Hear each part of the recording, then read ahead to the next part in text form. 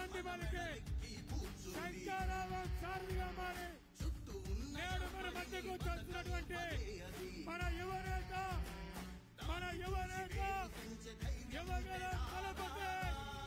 యువగల దళపతి లోకేష్ గారికి స్వాగతం సుస్వాగతం. యువగల దళపతి లోకేష్ గారికి స్వాగతం సుస్వాగతం.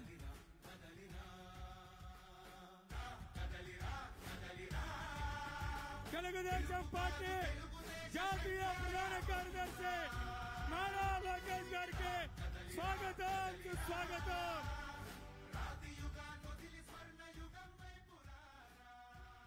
తెలుగువారి ఆత్మగౌరవం నందమూరి తారక రామారావు గారికి నివాళులర్పించవలసిందిగా జాతీయ ప్రధాన కార్యదర్శి లోకేష్ గారిని కోరుతా ఉన్నాం. ఎన్టీఆర్ జోహార్ అన్న ఎన్టీఆర్, జోహార్ అన్న ఎన్టీఆర్, జోహార్ అన్న ఎన్టీఆర్, జోహార్ అన్న ఎన్టీఆర్, జోహార్ అన్న ఎన్టీఆర్. జై తెలుగుదేశం, జై తెలుగుదేశం, జై తెలుగుదేశం. లోకేష్ గారి నాయకత్వం, లోకేష్ గారి నాయకత్వం. అందరూ కూర్చోవాలి అన్నా. క్లస్టర్ యూనిట్ బూత్ ఇన్ఛార్జ్ చేసి కూర్చోండి ప్లీజ్. దయచేసి అందరూ కూర్చోవాలి అన్నా.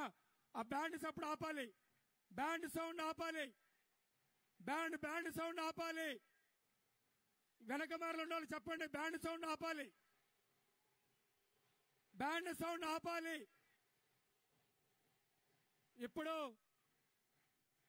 శంఖారావం పూరించడానికి మన మధ్యలోకి చేసినటువంటి మన యువనేత కార్యకర్తల గుండె చప్పుడు లోకేష్ గారికి స్వాగతం సుస్వాగతం తెలియజేసుకుంటూ తదుపరి కార్యక్రమానికి అధ్యక్షత వహించవలసిందిగా పెద్దలు గౌరవనీయులు ఇన్ఛార్జి వర్యులైనటువంటి గంటా శ్రీనివాసరావు గారిని ఆహ్వానిస్తా ఉన్నాం.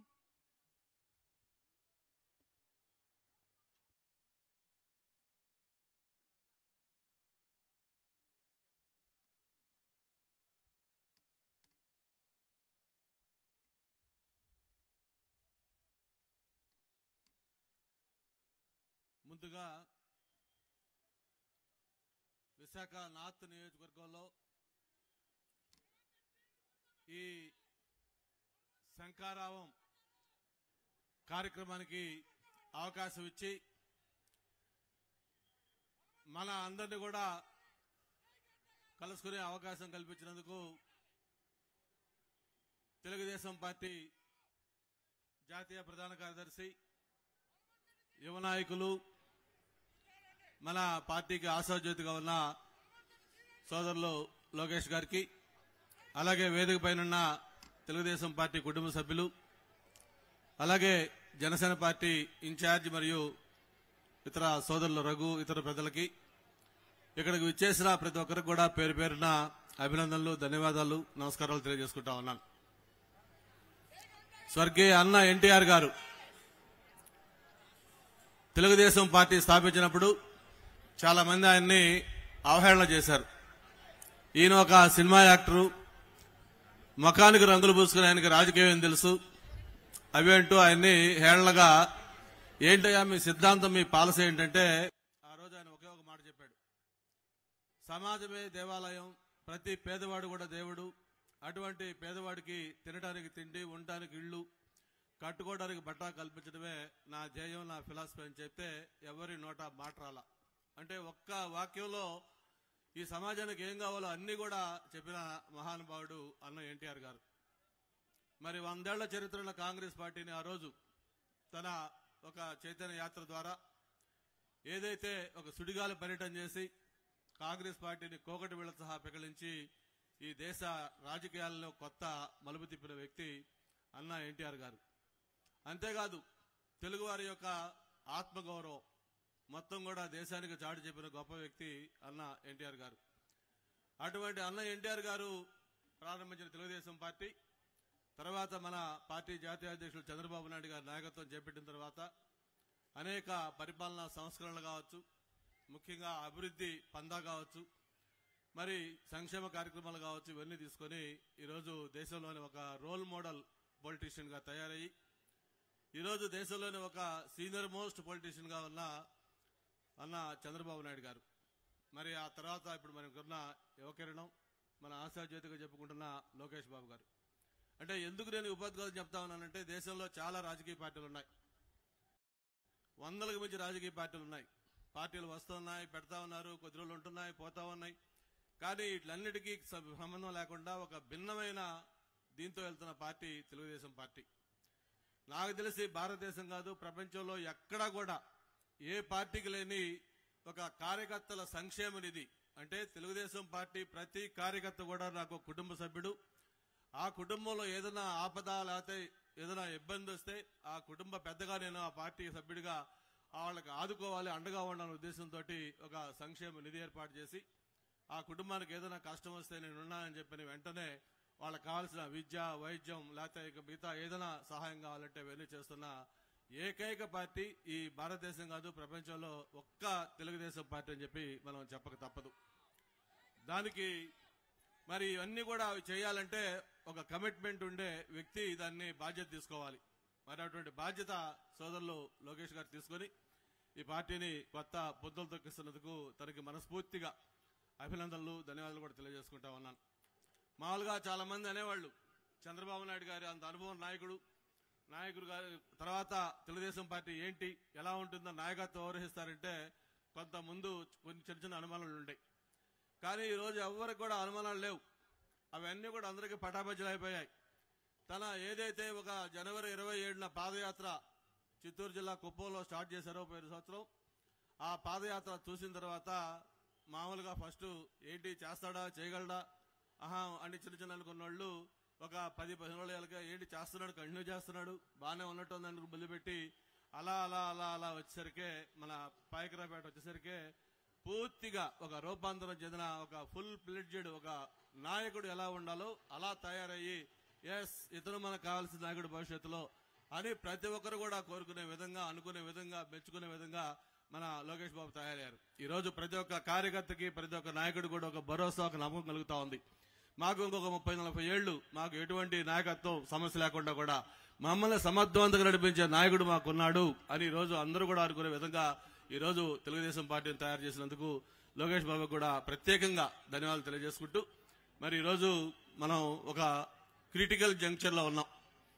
ఇప్పుడే అక్కడ లోకేష్ బాబు లోపల అవార్డులు ఇస్తూ చెప్పారు ఒక మాట, T20లో లాస్ట్ 3 ఓవర్లు ఇంపార్టెంట్.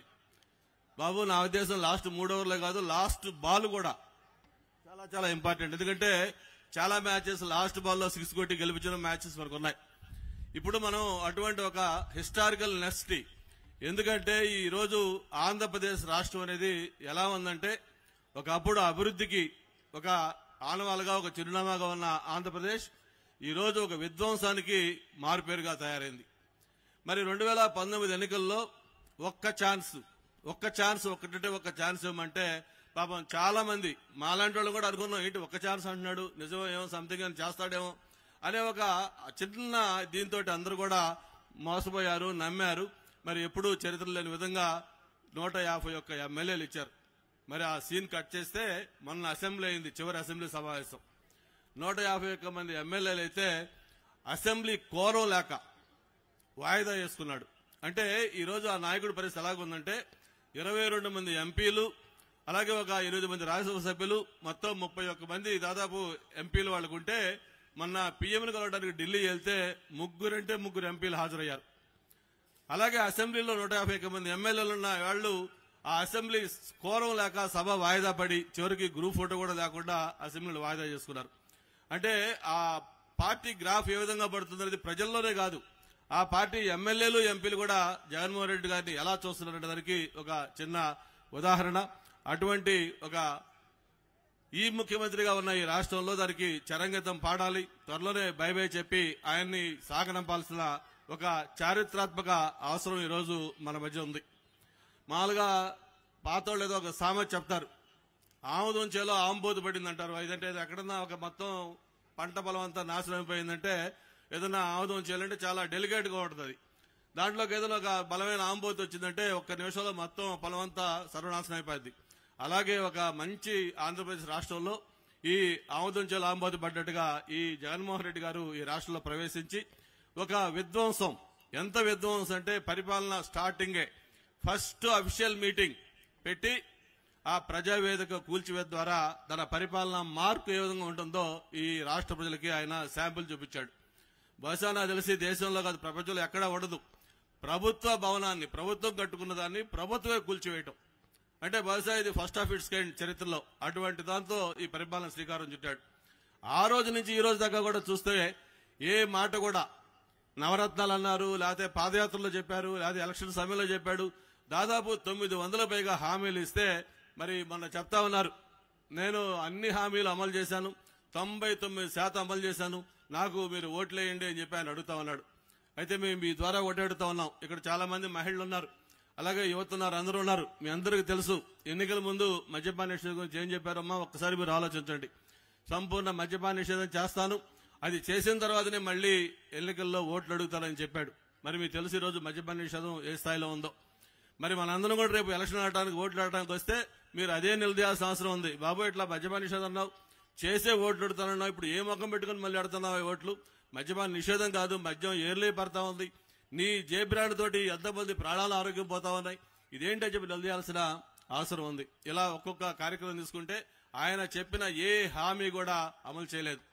99% అమలు చేశారంటే ఒకటే చెప్తా ఉన్నా మీకు, పాయింట్ వైజ్ గా, నవరత్నాల వైజ్ గా, పాదయాత్రలో ఇచ్చిన హామీల వైజ్ గా, ఎలక్షన్లలో చెప్పిన హామీల వైజ్ గా ఎక్కడ ఎనీ ప్లేస్ ఎప్పుడని మేము సిద్ధంగా ఉన్నాం, నువ్వు ఏ హామీ పూర్తిగా అమలు చేసావో చెప్తే మేము దేనికైనా సిద్ధంగా ఉన్నామని చెప్పి కూడా తెలియజేసుకుంటూ, మేమైతే కూడా చేస్తున్నాం, నువ్వు 99% అమలు చేశానంటున్నావు, మేమైతే మీకు డేటా ఇస్తున్నాం, 85% హామీలు మీరు ఫెయిల్ అయ్యారు, మీకు ఓట్లు అడిగే నైతిక హక్కు మీకు లేదని చెప్పి నేను ఈ సందర్భంగా మీకు మనవి చేస్తా ఉన్నాం.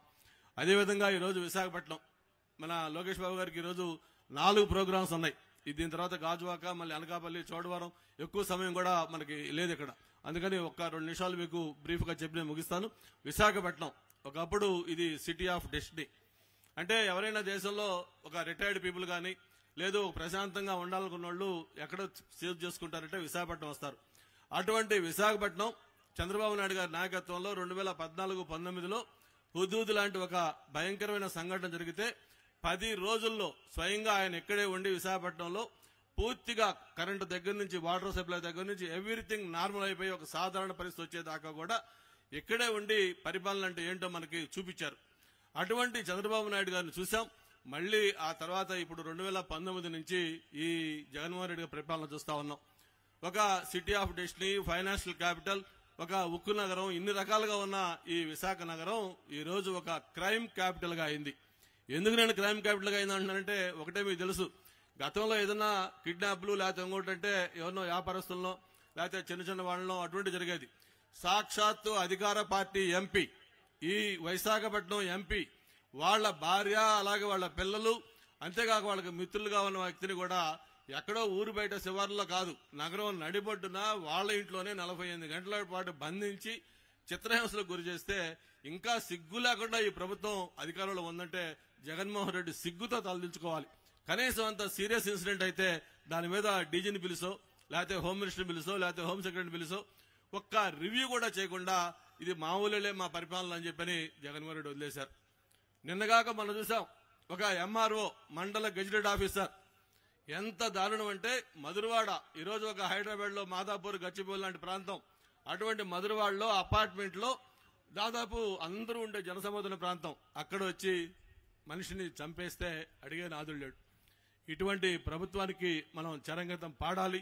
లోకేష్ నాయకత్వంలో మనందరం కూడా ముందుకెళ్లాలని కూడా తెలియజేసుకుంటూ మీ అందరికీ నమస్కారం. Thank you.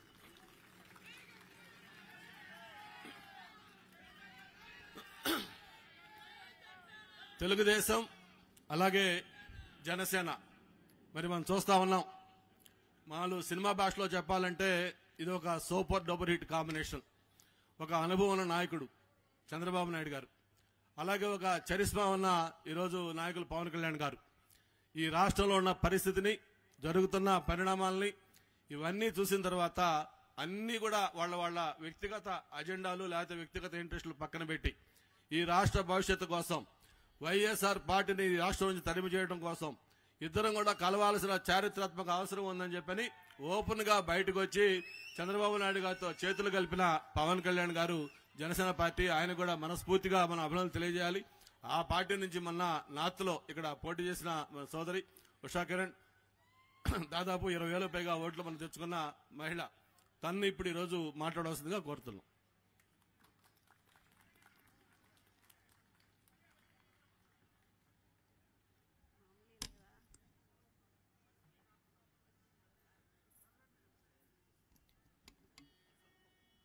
సభాధ్యక్షులు, విశాఖ ఉత్తర నియోజకవర్గ శాసనసభ్యులు, మాజీ మంత్రివర్యులు పెద్దలు గంటా శ్రీనివాసరావు గారు, ఈనాటి ఈ కార్యక్రమానికి ముఖ్య అతిథిగా విచ్చేసినటువంటి పెద్దలు టీడీపీ పార్టీ జాతీయ ప్రధాన కార్యదర్శి సోదరులు లోకేష్ గారు, అలానే వేదికను అలంకరించినటువంటి తెలుగుదేశం పార్టీకి సంబంధించినటువంటి రాష్ట్ర స్థాయిలో, జిల్లా స్థాయిలో, అలాగే నియోజకవర్గ స్థాయిలో వివిధ హోదాల్లో ఉన్నటువంటి పెద్దలు, అలాగే జనసేన పార్టీకి సంబంధించినటువంటి రాష్ట్ర స్థాయిలో ఉన్నటువంటి సోదరులు doctor cell chairman Boddepalli Raghu గారు, ఈనాటి ఈ కార్యక్రమానికి విచ్చేసినటువంటి విశాఖ ఉత్తర నియోజకవర్గం తెలుగుదేశం పార్టీ అలాగే జనసేన పార్టీ శ్రేణులందరికీ కూడా, వార్డు అధ్యక్షులకి, కార్పొరేటర్లకి, వివిధ హోదాల్లో అనేక బాధ్యతలు వహిస్తూ కార్యక్రమాన్ని ముందుకు తీసుకువెళ్తున్నటువంటి పెద్దలు అందరికీ కూడా ముందుగా హృదయపూర్వక నమస్కారాలు తెలియజేస్తూ, అలాగే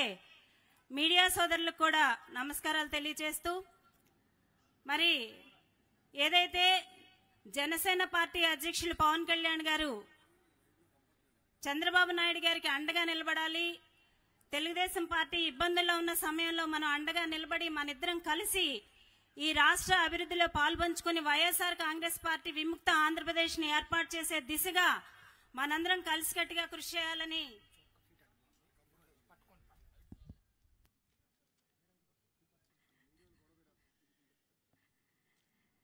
వైఎస్ఆర్ కాంగ్రెస్ పార్టీ విముక్త ఆంధ్రప్రదేశ్ ని ఏర్పాటు చేయాలన్న ఆలోచనతో మరి పవన్ కళ్యాణ్ గారిని తీసుకున్నటువంటి నిర్ణయంతో మనందరం కలిసికట్టుగా విశాఖ ఉత్తర నియోజకవర్గంలో మరి పెద్దలు గంటా శ్రీనివాసరావు గారి ఆధ్వర్యంలో మనందరం కూడా ఏ కార్యక్రమం చేపట్టినా కూడా ఒక మంచి వాతావరణంతో మనందరం ప్రతి కార్యక్రమాన్ని ముందుకు తీసుకువెళ్తూ విజయవంతం చేస్తున్నామన్న విషయాన్ని పెద్దల దృష్టికి తీసుకొస్తూ, మరి ఈరోజు విశాఖ ఉత్తర నియోజకవర్గం గురించి మాట్లాడాలంటే మరి హార్ట్ ఆఫ్ సిటీగా ఉన్నటువంటి ఉత్తర నియోజకవర్గం, బాగా ధనికులు మరింతగా ఉన్నటువంటి పేదవాళ్లు ఉన్నటువంటి నియోజకవర్గం, మరి ఇంత స్మార్ట్ సిటీ అయినటువంటి విశాఖపట్నంలో కూడా ఇంకా కొండవాలు ప్రాంతాల్లో మరీ ఎమర్జెన్సీ అయితే గర్భిణీ స్త్రీలు డోలీల్లో కిందకి వెళ్లాల్సినటువంటి దుస్థితిలో ఉన్నటువంటి నియోజకవర్గం. మరి ఏదైతే మెట్ల మార్గం ఉండదు, రిటర్నింగ్ వాల్స్ ఉండవు, పార్కింగ్ ప్లేసెస్ ఉండవు, మరి ఎంతో అభివృద్ధి చేస్తాను, నాకు ఒక అవకాశం ఇవ్వమని చెప్పినటువంటి ముఖ్యమంత్రి రాష్ట్రం మీద ఎలాగూ దృష్టి లేదు, కనీసం మన నియోజకవర్గం గురించి కూడా ఏమాత్రం ఆలోచించినటువంటి పరిస్థితి. మరి ఇటువంటి సమయంలో జనసేన పార్టీ, టీడీపీ పార్టీ ఎవరికి అవకాశం వచ్చినా కూడా మనందరం కలిసికట్టుగా కృషి చేసి విశాఖ ఉత్తర నియోజకవర్గంలో జనసేన టీడీపీ ఉమ్మడి అభ్యర్థిని గెలిపించుకుని మన నియోజకవర్గాన్ని అభివృద్ధి చేసుకుందామన్న విషయాన్ని తెలియజేస్తూ, మరి ఈరోజు రాష్ట్ర పరిస్థితి ఎలా తయారైందంటే పిచ్చోడి చేతిలో రాయలాగా తయారైంది. మరి అధికారంలోకి వచ్చి 4.5 సంవత్సరాలు అయినా కూడా ఒక హిట్లర్ పరిపాలన, ఒక ముస్సోలినీ పరిపాలన, ఒక తుగ్లక్ పరిపాలన ఎలా ఉంటుందో అనేది కళ్ళకు కట్టినట్టు చూపిస్తున్నాడు తప్పించి అభివృద్ధి పదంగా ఏ రకంగా కూడా ముందుకు వెళ్ళినటువంటి పరిస్థితి. పెద్దలు గంటా శ్రీనివాసరావు గారు చెప్పినట్టు మహిళల పరిస్థితి అయితే, మహిళల్ని కేవలం ఓటు బ్యాంక్ రాజకీయంగా వాడుకున్నటువంటి పార్టీ ఏదైనా ఉంది అంటే అది వైఎస్ఆర్ కాంగ్రెస్ పార్టీ మాత్రమే. నా అక్క చెల్లెములు అనుకుంటా ముద్దులు పెట్టి ఈరోజు అధికారంలోకి వచ్చే ఎలక్షన్స్ లో నేను వెళ్ళడానికి ముందు ఖచ్చితంగా సంపూర్ణ మద్యపాన నిషేధాన్ని అమలు చేస్తాను, అమలు చేసిన తర్వాత ఎలక్షన్కి వెళ్తాను అని మాయమాటలు చెప్పి మహిళల్ని మోసం చేసి ఓట్లు దండుకొని ఈరోజు అధికారంలోకి వచ్చిన తర్వాత సంపూర్ణ మద్యపానం మాట పక్కన పెడితే జే బ్రాండ్ మద్యాన్ని ఏర్లై పారించడమే కాకుండా మరి అందరి ఆరోగ్యాలు కూడా పాడైపోయే విధంగా చేయడమే కాకుండా మద్యాన్ని ఆదాయ వనరుగా చూపించి దాని మీద అప్పులు తీసుకొస్తున్నాడంటే ఈ రాష్ట్రంలో మహిళల పరిస్థితి ఎంత దిగజారిపోయే విధంగా చేశాడు అన్న విషయాన్ని ఒకసారి మహిళలందరూ కూడా ఆలోచించాల్సినటువంటి పరిస్థితి. మరి ఎక్కడన్నా ఏదైనా అన్యాయం జరిగితే గన్ కన్నా ముందొస్తాడు అన్నటువంటి జగన్ మరి రాష్ట్రంలో 30,000 మంది మహిళలు మిస్ అయితే కనీసం దానికి సంబంధించి ఒక సమీక్ష కూడా చేపట్టట్లేదంటే మహిళల పట్ల ఆయనకున్నటువంటి చిత్తశుద్ధి ఏంటో అర్థమవుతూనే ఉంది. మరి మనకి ఈ రాష్ట్రానికి ఒక రాజధాని లేని విధంగా అప్పుల రాష్ట్రంగా ఆంధ్రప్రదేశ్ అంటే ఒకప్పుడు అన్నపూర్ణ అనే ఆంధ్రప్రదేశ్ ఈరోజు అప్పుల ఆంధ్రప్రదేశ్గా తయారైంది అంటే కేవలం దోచుకోవడం దాచుకోవడం తప్పించి అధికారంలోకి వచ్చిన 4.5 సంవత్సరాల్లో ఏమీ చేయనటువంటి పరిస్థితిని మనం గమనిస్తూనే ఉన్నాం. మరి ఈ సందర్భంగా మీకు ఒక విషయాన్ని తెలియచేయాలి. మొన్న పెద్దలు నందమూరి తారక రామారావు గారి శత జయంతి ఉత్సవాలకు ఇచ్చేసినటువంటి తమిళనాడు సూపర్ స్టార్ రజనీకాంత్ గారు ఆ నైట్ నేను జర్నీ చేస్తూ అక్కడ ఉన్నటువంటి హైదరాబాద్ నగరాన్ని చూస్తూ నేను సింగపూర్ వచ్చానా హైదరాబాద్ వచ్చానా అని ఆలోచించుకునే విధంగా ఈ రోజు ఈ హైదరాబాద్ ఇంత అభివృద్ధి జరిగింది అంటే దాని వెనకాల నా మిత్రుడు చంద్రబాబు నాయుడు గారు ఆర్జుడు అని ఆయన చెప్పినటువంటి సందర్భాన్ని ఈ రకంగా గుర్తుపెట్టుకొని ఏదైతే అన్ని రకాలుగా హంగులు ఆర్భాటాలు ఇక్కడ ఉన్నటువంటి మౌలిక వసతులు ఇక్కడ ఉన్నటువంటి వాతావరణం అన్ని రకాలుగా కూడా రాష్ట్ర వ్యాప్తంగా దేశవ్యాప్తంగా విశాఖపట్నం ఒక విశ్వనగరంగా చేయగలిగినటువంటి అర్హతలు ఉన్నటువంటి నగరం.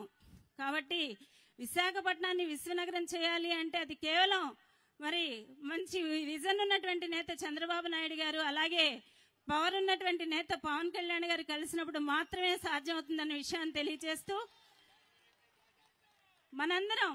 మనందరం కలిసికట్టుగా కృషి చేసి పార్టీ బలోపేతం కోసం కృషి చేసి మరి టీడీపీ జనసేన ఐక్యత వర్ధిల్లే విధంగా మరి కలకాలం మనందరం కలిసికట్టుగా ఈ రాష్ట్ర పునర్నిర్మాణంలో భాగస్వాములు అవుదామని ఏదైతే రాష్ట్ర రాజధాని కూడా నోచుకోలేనటువంటి దౌర్భాగ్య స్థితిలో ఉన్నటువంటి మనందరికీ ఒక దిక్సీజులాగా ఒక నావాన్లాగా అటు చంద్రబాబు నాయుడు గారు ఇటు పవన్ కళ్యాణ్ గారు కనిపిస్తున్నటువంటి ఈ నేపథ్యంలో వీళ్ళిద్దరిని కలిపి గెలిపించుకోవాల్సినటువంటి అవసరం మనందరికీ ఉందన్న విషయాన్ని మరొకసారి గుర్తు చేస్తూ నాకు ఈ అవకాశం ఇచ్చినట్టు పెద్దలందరికీ ధన్యవాదాలు తెలియజేస్తున్నాను.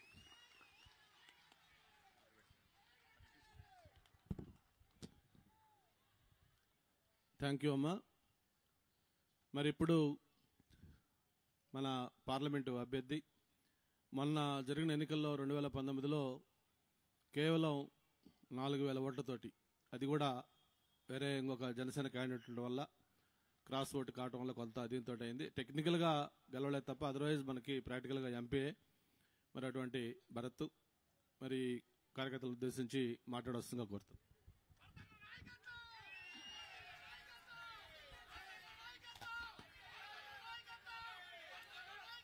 థ్యాంక్ యూ అండి. వేదిక మీద ఉన్న పెద్దలందరికీ నమస్కారం. మాట్లాడే ముందు ఆడియన్స్ ఎవరో తెలుసుకుందాం అనుకుంటున్నాను. తెలుగుదేశం కార్యకర్తలు ఒకసారి చేతులు ఎత్తారా? జనసేన కార్యకర్తలు ఒకసారి చేతులు ఎత్తారా? అందరు యంగ్స్టర్స్ అందరు నుంచుంటున్నారు వెనకాల, ఇక్కడ సైడ్ లో ఉన్నారు. ఓకే. లోకేష్ అన్న పాదయాత్రలో 4,000 కిలోమీటర్లు రాష్ట్ర వ్యాప్తం అన్ని నియోజకవర్గాలు కవర్ చేద్దాం అనుకున్నారు. కానీ ఈ రౌడీ ప్రభుత్వం వల్ల బాబుగారిని ఇల్లీగల్గా అరెస్ట్ చేసి మాకు 52 రోజులు డిలే చేశారు. డిలే చేయడం వల్ల ప్రత్యేకంగా ఉత్తరాంధ్రలో చాలా నియోజకవర్గాలు లోకేష్ అన్న కవర్ చేయలేకపోయారు. అప్పుడు వచ్చినప్పుడు చెప్పారు, గాజువాక్లో ముగించినా సరే నేను మళ్ళీ త్వరలో కార్యకర్తలతో సమావేశం పెడతాం అండ్ అందరినీ ఇచ్చాపురం నుంచి అన్నట్టే ఇచ్చాపురం నుంచి స్టార్ట్ చేసి ఇవాళ వైజాగ్ పార్లమెంట్లో కార్యకర్తలందరితో సమావేశం పెట్టడం జరిగింది. ఇప్పుడు ఆయన ఉద్దేశం కూడా శంఖారావం అనేది ఎందుకు చెప్తున్నారు అంటే రాబోయే ఎలక్షన్స్కి ఇప్పుడు శంఖారావం మోగించి మీ అందరినీ తయారు చేయడానికి. అండ్ ఆల్రెడీ మోగింది. Okay, good. సో ఇప్పుడు ఆయన స్టైలు ఆయన ఆలోచన ఏంటి అని అర్థం చేసుకోవడానికి ఈ సభ కూడా ఒక ఉదాహరణ.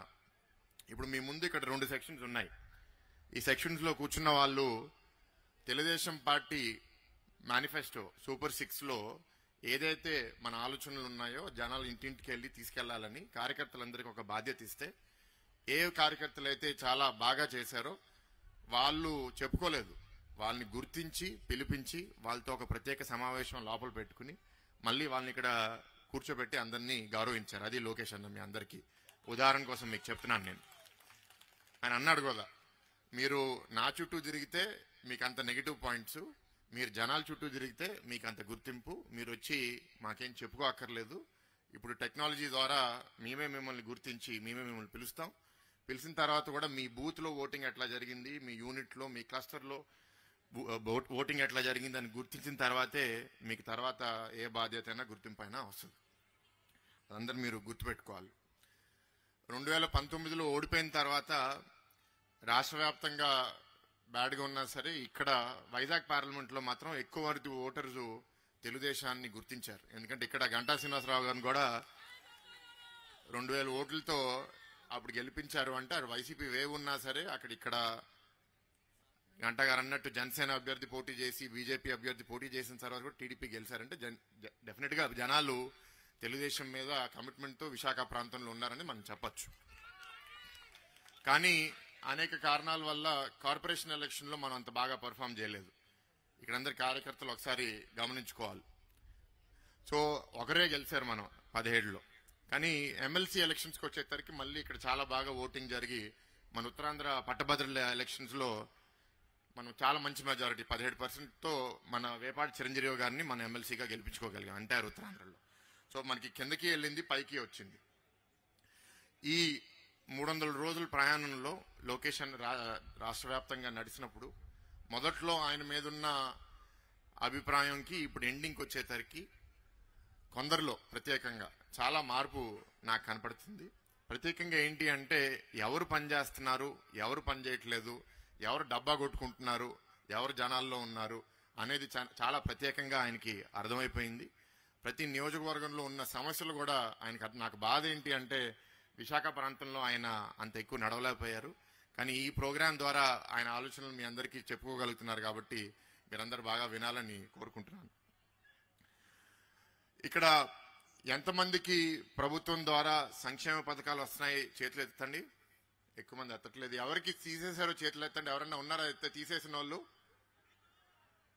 ఒక 30-40 మంది చేతులు ఎత్తారు. నేను ఎందుకంటున్నానంటే ఈ ప్రభుత్వం ఏ స్పీచ్ లో వాళ్ళ లీడర్స్ మాట్లాడినా సరే ఇది పేదవాళ్ళకి పెత్తందారులకి ఉన్న పోరాటం అంట, మేము పెత్తందారులు అంట, వాళ్ళు పేదవాళ్ళంట. అనేక ప్యాలెస్లు ఉన్న నాయకులేమో పేదవాళ్ళు, ఇక్కడున్న వాళ్ళందరేమో పెత్తందారులు. అండ్ ఎప్పుడు అంటారు ఏంటి అంటే ఇక్కడ ఉన్న వాళ్ళందరూ మేమంతా పేదవాళ్ళ కోసమే పనిచేస్తున్నాము, పేదల కోసమే ఈ ప్రభుత్వం. నాకు అర్థమైంది అది కాదండి. నాకు అర్థమైంది ఏంటి అంటే మిమ్మల్ని శాశ్వతంగా పేదరికంలో ఉండాలి అని అనుకునే ప్రభుత్వం ఈ వైసీపీ ప్రభుత్వం. ఎందుకంటున్నానంటే మీకు కొన్ని పథకాల్లో కొన్ని స్కీమ్స్ లో పెట్టారు, లిమిట్స్ పెట్టారు. 300 యూనిట్లు కరెంట్ దాటితే మీకు పథకం కట్. మీ కుటుంబంలో ఎవరన్నా ఒక స్కూటర్ ఒక ఫ్రిడ్జ్ కొంటే మీకు పథకం కట్. ఎవరికన్నా ఇన్కమ్ ట్యాక్స్ రిటర్న్స్ ఎవరన్నా ఫైల్ చేస్తే ఆ కుటుంబంలో పథకాలు కట్. అంటే మీరెవరూ ఆశపడకూడదు, మీ బతుకుతారు ఎవరికి ఇంప్రూవ్ అవ్వకూడదు. ప్రత్యేకంగా అర్బన్ ప్రాంతాల్లో ఏంటి అంటే అందరు కోరుకునేది మా బతుకుతారు ఇంప్రూవ్ అవ్వాలి, మా పిల్లలకు ఉద్యోగాలు రావాలి, మాకు డ్రైనేజ్ బాగుండాలి, మాకు వాటర్ బాగుండాలి, ఎలక్ట్రిసిటీ బాగుండాలి అని. దాంట్లో ఏం అభివృద్ధి జరిగిందండి గత 5 ఏళ్ళుగా? మీ అందరూ ఒకసారి గమనించుకోవాలి. 5 ఏళ్ళలో మీ జీవితం ఎట్లా ఇంప్రూవ్ అయింది? ఎందుకంటే నేను వార్డుల్లో తిరుగుతుంటే కరెంటు వైర్ ముట్టుకోక్కర్లేదు, కరెంటు బిల్లు ముట్టుకుంటే చాలు మాకు షాక్ వచ్చేస్తుంది. గత 5 ఏళ్ళుగా 9 సార్లు కరెంటు బిల్లు పెంచేశారు అనేది చాలా మంది బాధపడుతున్నారు. ఇలా చెప్పుకుంటూ పోతే చాలా సమస్యలు ఉన్నాయి. సో అభివృద్ధి పదంలో చేయాలి అంటే అర్బన్ కాన్స్టిట్యున్సీస్ లో మనకి పెద్ద భూములు కూడా ఉండవు ఇక్కడ పెట్టుబడులు తీసుకుని రావడానికి. కానీ భీమ్లీ లాంటి ప్రాంతంలో, పెందుర్తి లాంటి ప్రాంతంలో మేము కానీ బాగా ఇల్లులు కట్టి అక్కడ ఏదన్నా పెట్టుబడులు తీసుకొచ్చి ఉద్యోగాలు సృష్టిస్తే మీ అందరి ఇంట్లో కూడా పిల్లలు బాగుపడతారు. ప్రత్యేకంగా కాలేజీల్లో చదివిన పిల్లలందరూ వాళ్ళకి ఉద్యోగాలు దొరక్క బాగా చదువుకున్న వాళ్ళు రాష్ట్రం వదిలేసి వెళ్ళిపోతున్నారు. అంత బాగా చదివిన వాళ్ళు, అవకాశం లేని వాళ్ళు ఇక్కడ ఉండిపోయి పాపం వాళ్ళు గంజాయికి అలవాటు పడడం, ఇంకేదో అలవాటు పడడం, వాళ్ళ జీవితాలు పాడైపోతున్నాయి. చాలా బాధగా ఉంది. దీని మీద చాలా గట్టిగా ఎదుర్కోవాలి. ఒక చాలా ప్రశాంతంగా ఉన్న విశాఖ నగరం కూడా ఇలా ఒక రౌడీజానికి కబ్జాలకి గురవుతుంది అనేది చాలా బాధాకరమైన విషయం. ప్రత్యేకంగా ఈ నార్త్ నియోజకవర్గానికి వస్తే కూడా చంద్రబాబు గారు 2020లో మీ అందరికీ గుర్తుందో లేదో 2020లో ఒక పర్యటనకి ఇక్కడికి వస్తే ఈ నియోజకవర్గ ఇన్ఛార్జు రౌడీల్ని అందరినీ ఏకట్టు చేసి ఎయిర్పోర్ట్లో ఆయన్ని సిటీ ఎంటర్ అవ్వకుండా చేయడానికి చాలా గోల చేశారు. రోడ్డు మీద మహిళలను కూడా కూర్చోబెట్టేసి ఎంటర్ అవ్వకుండా చేశారు. చాలా బాధ వేసింది. ఒక ప్రశాంతమైన నగరాన్ని ఇట్లా ఒక రౌడీజంకి చేస్తే అక్కడ పోలీసులు కూడా ఆడియన్స్ మెంబర్స్ లాగా చూస్తున్నారే తప్ప ఎవరు వచ్చి దాన్ని అడ్డుకోలేదు. అన్ని ఎర్రబుక్ లో లోకేష్ అన్న రాసుకున్నా చెప్తారు ఇప్పుడు దాని గురించి. అంటే నా పాయింట్ ఏంటి అంటే లా అండ్ ఆర్డర్ కంట్రోల్ చేయాల్సిన ప్రభుత్వమే రౌడీజం చేస్తుంటే, అది కూడా విమానాశ్రయంలో, ఏదో తెలియని ప్రాంతంలో కాదు, అందరు ప్రపంచవ్యాప్తంగా ప్రతి మీడియా వాడు చూసే విమానాశ్రయంలోనే అలా రౌడీజం చేస్తూ ఉంటే వదిలేశారంటే మనం ఎట్లాంటి దారికి వెళ్తున్నామో మీ అందరూ ఒకసారి గమనించండి. మన మళ్ళీ ఇంకోవైపు దొంగ ప్రేమ చూపిస్తారు. మనకి రాజధాని అని ప్రాంతాలని చిచ్చుపెట్టి 3 రాజధానులు చెప్పి ఇక్కడ మేము చాలా అభివృద్ధి చేసేస్తాము అంటారు. ఏం అభివృద్ధి చేశారబ్బా 5 ఏళ్ళలో అంటే ఒక పెద్ద లిస్ట్ చూపిస్తారు. ఆ పెద్ద లిస్ట్ ఏంటంటే ఎవరెవరి దగ్గరికి వెళ్ళి ఏమేమి ఎరగొట్టారు అని.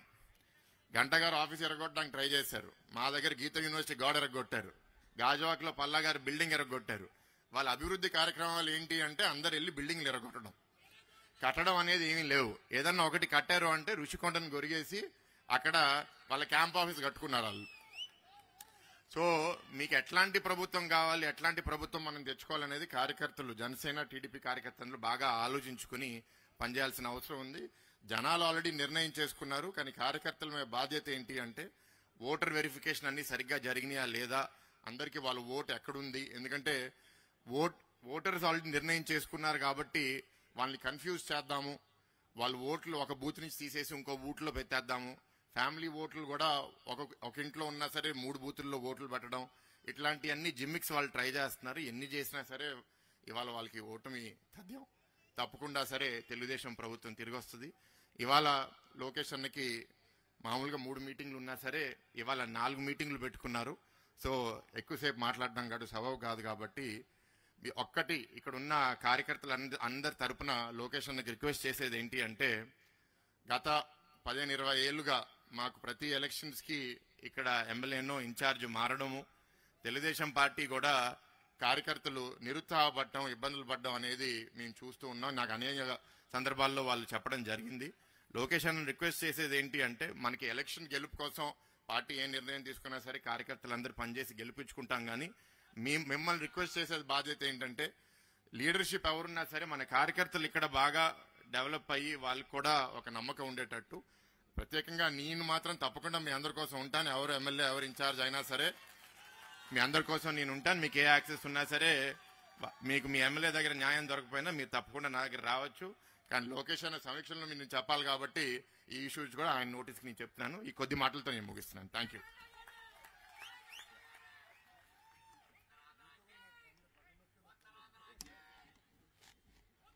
థ్యాంక్ యూ భరత్ గారు.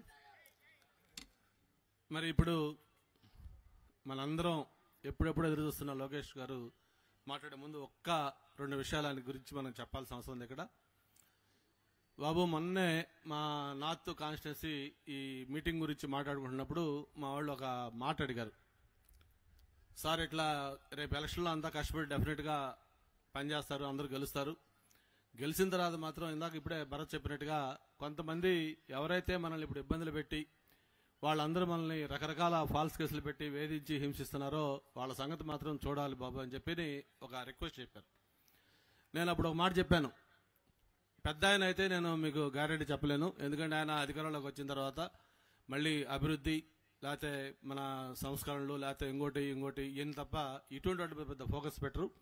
కానీ నేను ఒకటి మాత్రమే గ్యారెంటీగా ఇస్తున్నాను, లోకేష్ బాబు గారు ఈరోజు బాధ్యత తీసుకున్నాడు కాబట్టి మీరు ఏదైతే కోరుకుంటున్నారో మనందరూ వద్దన్నా కూడా ఆయన ఖచ్చితంగా ఎవరైతే మనల్ని ఈరోజు హింసించి ఇబ్బంది పెట్టారో వాళ్ళందరి సంగతి మాత్రం ఖచ్చితంగా చూస్తారని చెప్పారు. నాకు నమ్మకం ఉంది. అంతేకాకుండా మనం మర్చిపోతామని చెప్పని ప్రతి మీటింగ్లో కూడా ఆ రెడ్ బుక్ కూడా చూపిస్తున్నారు.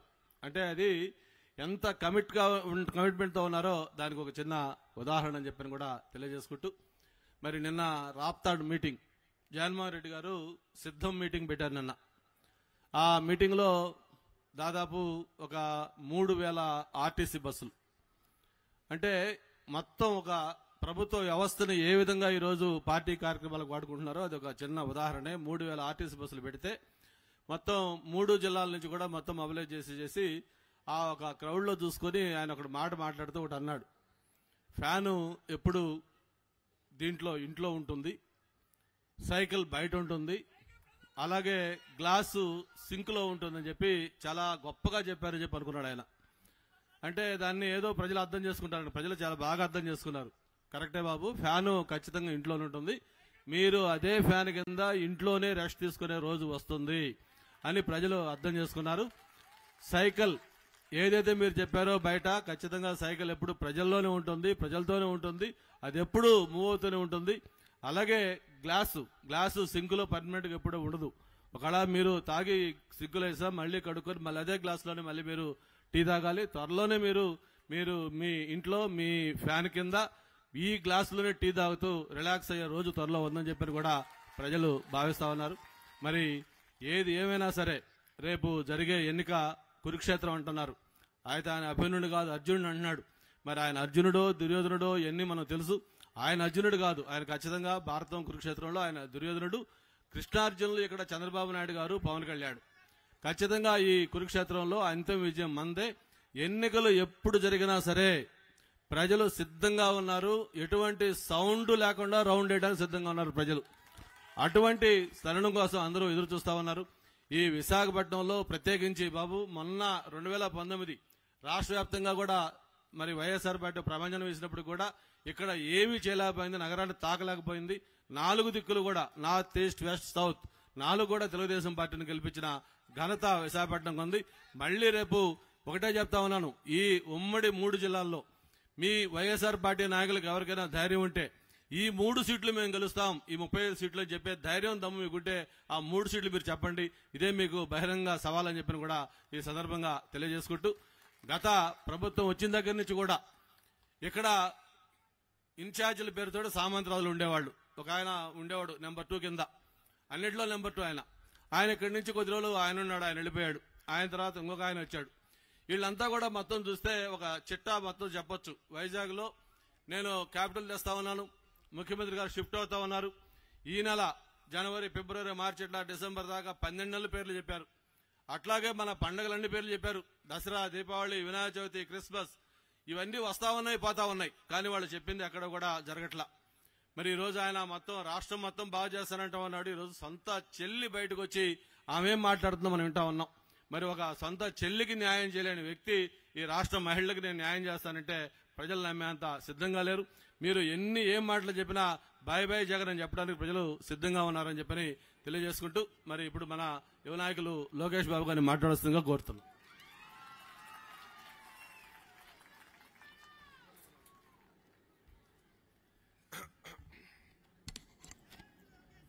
క్షమించాలమ్మా, కొంచెం గొంతు రాసుకుపోయింది. ఇప్పటికీ 24 మీటింగ్లు అయినాయి వరుసగా. ఒక్క నిమిషం ఆగబా. వేదికమైన పెద్దలందరికీ పేరు పేరున నా హృదయపూర్వక నమస్కారాలు. ఈరోజు ఈ సమావేశానికి విచ్చేసిన పసుపు సైన్యానికి, జన సైనికులకి, విశాఖపట్నం నార్త్ ప్రజలందరికీ పేరు పేరున నా హృదయపూర్వక ధన్యవాదములు. గత 9 రోజులుగా నేను చూశాను, ఉత్తరాంధ్ర ఊపు అదిరిపోయింది. ఉత్తరాంధ్ర ప్రజల జీవితాలతో జగన్ గత 4 సంవత్సరాలు 10 నెలలు ఒక ఆట ఆడాడు. ఇంకే 2 నెలల్లో ఉత్తరాంధ్ర ప్రజలు జగన్ ని ఒక ఫుట్బాల్ లాగా ఆడుకోబోతున్నారని ఈ సభాముఖంగా నేను తెలుపుతున్నా. పౌరుషాల పోరాటాల గడ్డ మన ఉత్తరాంధ్ర. ఆంధ్రప్రదేశ్కి కాదు, భారతదేశానికి సిటీ ఆఫ్ డెస్టినీ విశాఖపట్నాన్ని అంటారు. పెద్దలు గంటా శ్రీనివాస్ గారు చెప్పినట్లు ప్రశాంతమైన వాతావరణంలో ఉండే పట్టణం విశాఖపట్నం. అసలు ఆంధ్ర రాష్ట్రానికి ఆర్థిక రాజధాని విశాఖపట్నం. చంద్రబాబు నాయుడు గారు ముఖ్యమంత్రిగా ఉన్నప్పుడు భారతదేశానికి జాబ్ క్యాపిటల్ గా ఉన్న విశాఖపట్నాన్ని ఈ జగన్మోహన్ రెడ్డి అనే వ్యక్తి ముఖ్యమంత్రి అయిన తర్వాత గంజాయి క్యాపిటల్ ఆఫ్ ఇండియాగా ఈ రోజు మార్చేశారు. మహిళలందరూ ఒకసారి ఆలోచించాలమ్మా. గంజాయి కేవలం విశాఖపట్నం కాదు తల్లి, నా సొంత జిల్లా చిత్తూరులో కూడా విచ్చలవిడిగా అమ్మకాలు జరుగుతున్నాయి. దానికి కారణం ఒకటే, వైకాపా పార్టీకి చెందిన ఎమ్మెల్సీ అనంతబాబు అనే వ్యక్తి అక్కడ పండించి డిస్ట్రిబ్యూషన్, సప్లై, అమ్మకాల దగ్గర నుంచి వైకాపా కార్యకర్తలు పెట్టి ఒక తరాన్ని, అంటే మన పిల్లల భవిష్యత్తుని నాశనం చేస్తున్నారు. 2 నెలలు ఓపిక పట్టండి తల్లి, తెలుగుదేశం జనసేన ప్రభుత్వం వస్తుంది.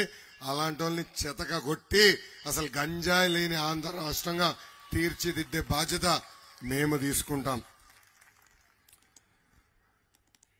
జగన్ ముఖ్యమంత్రి అయిన తర్వాత విశాఖపట్నంలో రోజుకొక కిడ్నాప్, రోజుకొక విధ్వంసం, రోజుకొక మర్డర్, రోజుకొక భూ కుంభకోణం.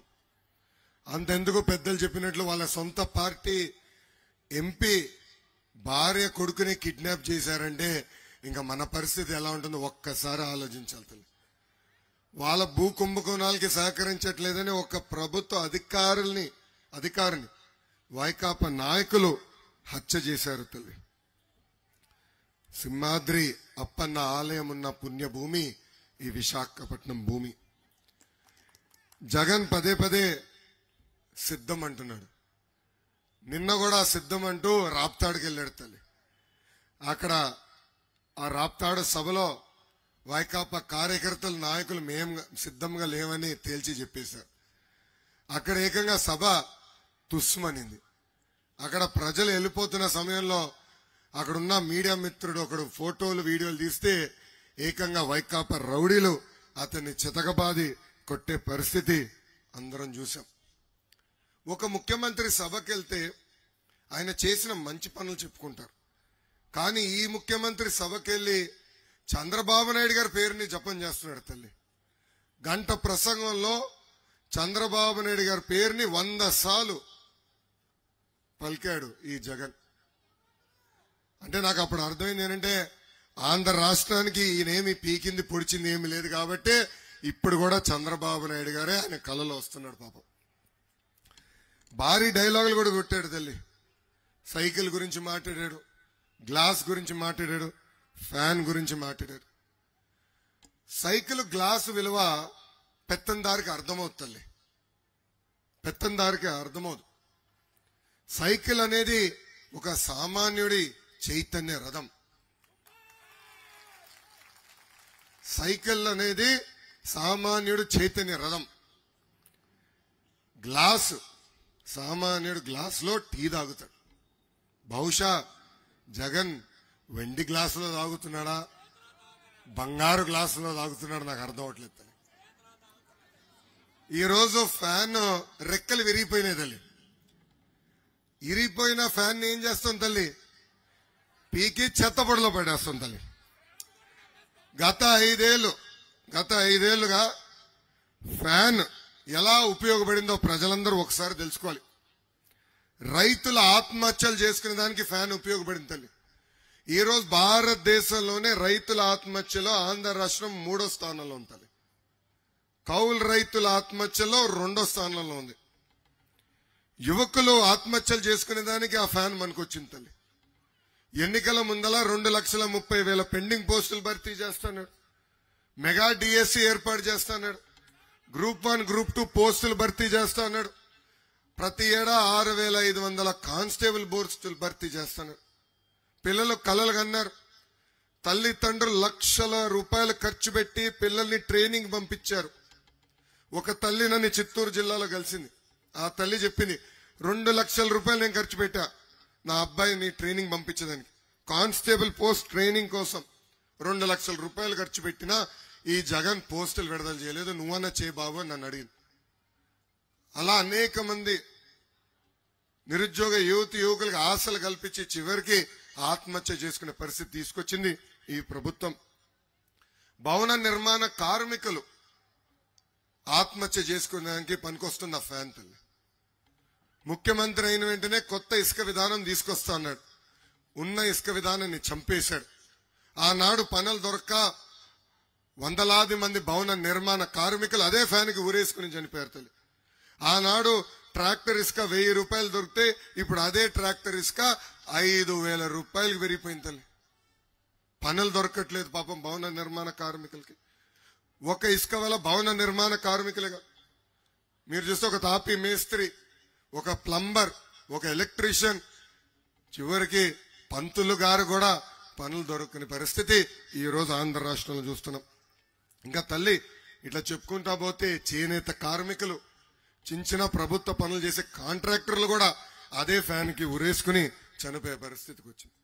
ఆంధ్ర రాష్ట్ర వ్యాప్తంగా ఈ ముఖ్యమంత్రి చేతగాని పరిపాలన వల్ల 35,000 మంది అదే ఫ్యాన్ కి ఉరేసుకుని చనిపోయారు గత 5 సంవత్సరాల్లో.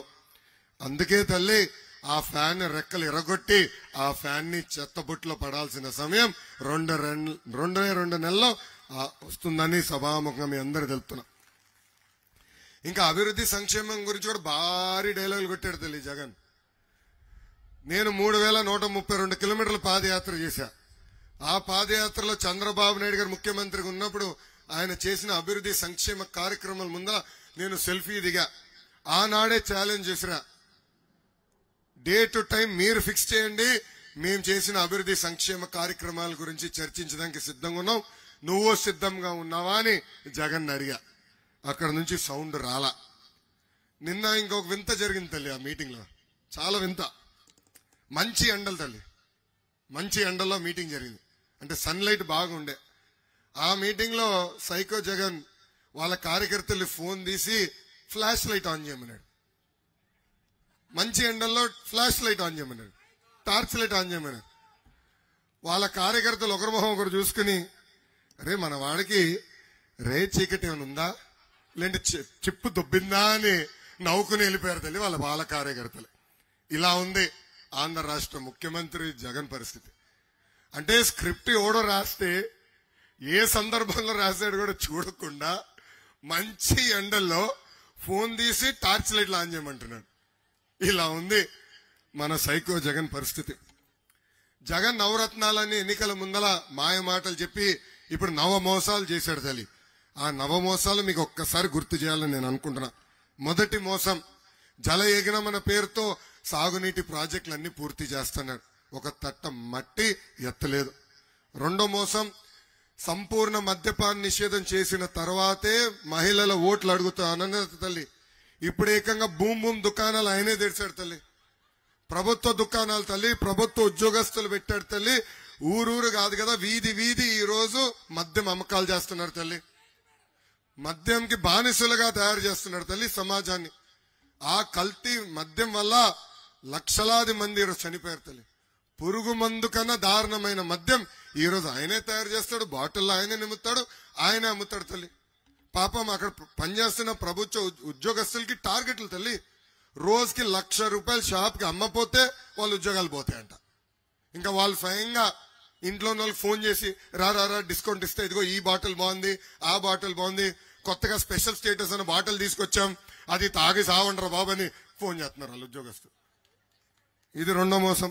మూడో మోసం, ఆనాడు ఏమన్నారు తల్లి, ₹1,000 కన్నా ఎక్కువ చెల్లించాల్సిన జబ్బు ఏమైనా ఉంటే అది ఆరోగ్యశ్రీ ద్వారా కవర్ చేస్తా అన్నాడు. ఈ రోజు పరిస్థితి ఎలా ఉందంటే ఆరోగ్యశ్రీ కాస్త అనారోగ్యశ్రీ అయిపోయింది. ఆసుపత్రులకి దాదాపు ₹1,000 కోట్ల బకాయిలు పెట్టాడు తల్లి.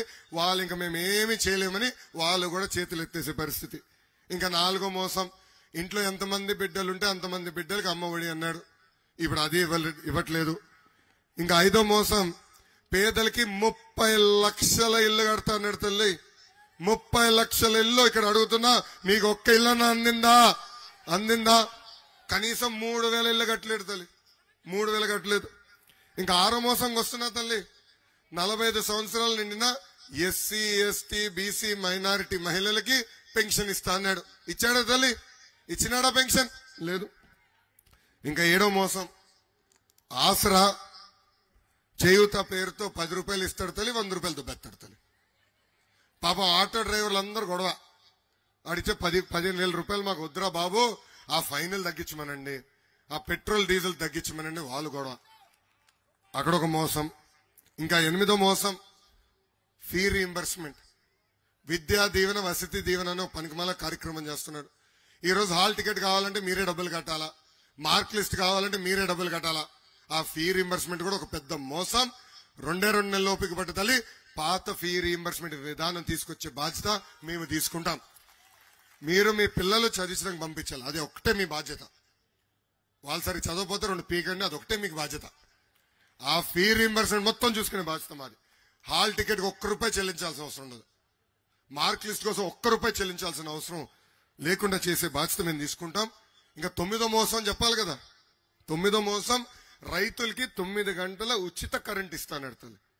ఈ రోజు కనీసం 4 గంటల కరెంట్ ఇచ్చే పరిస్థితిలో ఈ ప్రభుత్వం లేదు. ఈ సభాముఖంగా జగన్ ని సూటిగా ప్రశ్నిస్తున్నా, మీరు చేసిన నవ మోసాలపైన చర్చించడానికి నువ్వు సిద్ధమా అని అడుగుతున్నా. జగన్ ఈ మధ్యన ఎక్కడికి వెళ్ళినా వై నాట్ 175 అంటున్నాడు తల్లి. ఈ సభాముఖంగా నేను అడుగుతున్నా, why not Visakha steel plant, why not Polavaram, why not job calendar, why not group 1 group 2 post, why not సంపూర్ణ మద్యపాన నిషేధం? ఈ అడిగిన ప్రశ్నలకి సూటిగా మీరు సమాధానం చెప్పాలని ఈ సైకో జగన్ ని నేను ప్రశ్నిస్తున్నా. ఇంకా పెద్దలు ఇప్పటికే చెప్పారు, మా నమ్మకం నువ్వే అని బోర్డులు పెట్టారు తల్లి. ఈ మధ్యన చూస్తున్నాం సైకో ఫోటో, మా నమ్మకం నువ్వే అని. సొంత తల్లి చెల్లి నమ్మట్లేదు, ఇంకా మనం ఎట్లా నమ్ముతాం తల్లి? ఒక్కసారి ఆలోచించండి తల్లి. ఇంకా సిద్ధమని పోస్టర్లు పెట్టారు. సొంత చెల్లి సిద్ధంగా ఉంది తల్లి ఈయన ఇంటికి పంపించేదానికి. అందుకే ఆ పోస్టర్లు పెట్టారేమో అని నాకు అర్థమైంది. ఇప్పుడు ఏమనంటే షర్ట్ మరత పెట్టుకోవాలంటున్నాడు. అరే నువ్వు షర్ట్ మరత పెట్టుకుంటూ ఉండు, నీ కుర్చీ మరత పెట్టే బాధ్యత 2 నెలల్లో ప్రజలందరూ తీసుకుంటారు. జగన్ నువ్వేం కంగారు పడదు తల్లి. జగన్ ఒక అద్భుతమైన కటింగ్ ఫిట్టింగ్ మాస్టర్. మళ్ళీ గుర్తు చేస్తున్నా, కటింగ్ ఫిట్టింగ్ మాస్టర్. ఆయనకి 2 బటన్లు ఉంటాయి తల్లి. మీ కంపెనీ బులుగు బటన్, కానీ బల్ల కింద ఒక ఎర్ర బటన్ ఉంటుంది. ఇదిగో ఈ రంగు ఎర్ర, ఇంత ఎర్రగా ఉంటుంది తల్లి ఆ బటన్. సో బులుగు బటన్ నొక్కుతాడు తల్లి, అకౌంట్లో ₹10 పడుతుంది. నేను ఒప్పుకుంటా, ₹10 పడుతుంది, కాదని నేను అనట్లా. కానీ అదే క్షణం ఎర్ర బటన్ నొక్కుతాడు తల్లి, అకౌంట్ నుంచి ₹100 ఉష్యం పోతుంది. ఎలా పోతుందో చెప్పాలి కదా.